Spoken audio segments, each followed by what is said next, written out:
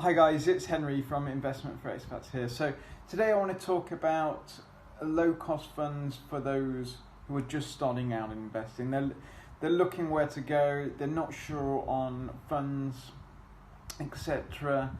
So they just want something low cost and are a long-term investor. So you may be in your 20s, 30s, etc. You're just looking to dabble in the investing world. You may have a bit of a pension pot that you're looking to put something in either monthly or a bit of a saved amount that you've come into and want to just get started in the investment world. So I want to touch today on two funds to primarily invest for all equity-based investors looking for the long term that I believe are as good as any out there.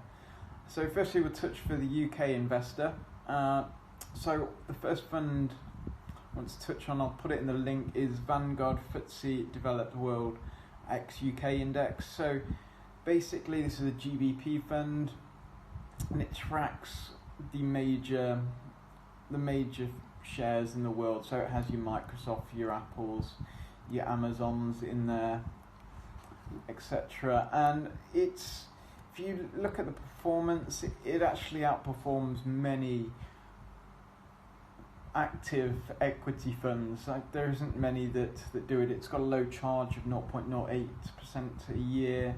The 5-year annualized return, so this is what it's done 5 years over an average period, is 14.99%. Its year to date is 6.1. We have seen, as of speaking, we're in the middle of a technology boom. So obviously a lot of these top funds, the Apples, the Microsoft, the Amazons, they have seen massive growth, but don't let that deter you. It does cover a broad basis. So I know Andrew Craig in How to Rule the World, he's talked quite a lot about how to get into these passive funds that kind of cover all areas. Now this is a good one to start. It's one that covers all the big stocks in a low cost ETF.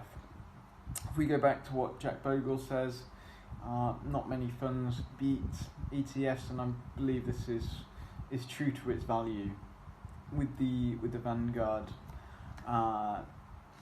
it's Vanguard FTSE Developed World ex-UK. So it's a good one to have. It covers all bases. It's low cost, and its performance, not that this is any speculation on future performance, its past performance has shown it's there, and it covers a wide range of geographical locations. If you are a UK investor or you want to look at other stocks to kind of complement this, have a look at the Vanguard FTSE 250, more UK centric stocks, or also if you're an American investor, have a look at kind of the Russell 2000 ETFs, or an Australian one, have a look at some of the iShares, the Vanguard. So I would use this and then have a look at more country-specific ones for wherever your geographical location is, especially if it's in developed markets. Have a look at kind of this simple 80-20 rule, 80% in a fund like this and 20% in your home market ETF. So it's a good way to start out. It keeps things low cost, it keeps things simple, and it's got a proven track record. So there's what my point I would go for if I was starting out today.